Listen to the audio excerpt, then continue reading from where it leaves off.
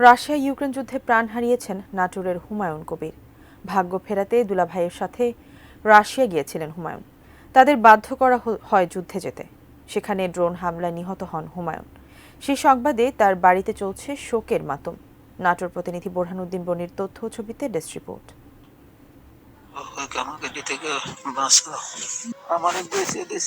এই জন্য কেউ উদ্ধার করতে পারছে না। কে খাওয়াবে আমারে, কে বাঁচাবে আমারে।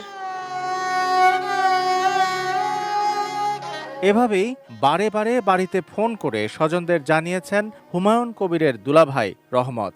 তারা ভালো নেই, যুদ্ধ করার কিছুই জানেন না তারা, অথচ তাদের যুদ্ধে যেতে বাধ্য করা হয়েছে।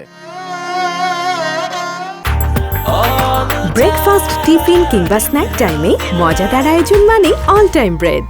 নাটোরের সিংড়া উপজেলার হুলহুলিয়া গ্রামের মৃত মোহসেন আলীর ছেলে হুমায়ুন কবির ও জামাতা রহমত আলী গত বছরের ২৮ অক্টোবর ঢাকার dream home travel and tours নামের একটি প্রতিষ্ঠানের মাধ্যমে রাশিয়ায় পাড়ি জমান। রাশিয়ায় চাকরির প্রলোভন দেয়া হয়েছিল তাদের, অথচ তাদের বাধ্য করা হয় রাশিয়া ইউক্রেনের মধ্যে চলা যুদ্ধে অংশ নিতে। ২৬ জানুয়ারি ইউক্রেনের ড্রোন হামলায় নিহত হন হুমায়ুন কবির। আমার স্বামীর লাশটা যাতে আমরা দেশে ফেরত পাই, যে দালালরা আমাদের স্বামীকে নিয়ে যে বিক্রি করে দিচ্ছে তাদের যেন কঠিন শাস্তি হয়। ১ বছরের মেয়ে প্রীতিকে নিয়ে শোকে স্তব্ধ স্ত্রী, মাতম থামছে না পরিবারে। ছেলের মরদেহটা দেশে ফিরিয়ে আনতে সরকারের কাছে আকুতি জানিয়েছেন মা। আমি সরকারের কাছে চাই আমার ছেলের লাশ আর আমার জামাই জীবিত হিসেবে যাতে আমি দেশের বাড়ি চাই। ভাগ্য ফেরাতে দালাল চক্রের মাধ্যমে হুমায়ুনের সাথে রাশিয়ায় গিয়েছিলেন তার দুলাভাই রহমত আলী। রহমত কি বেঁচে ফিরবেন?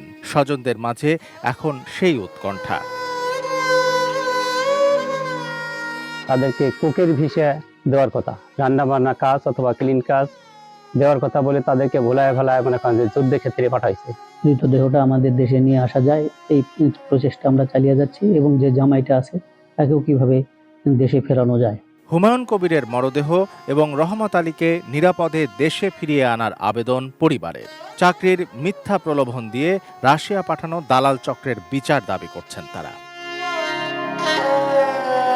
Shamsul Arefin, desk report, ATN news.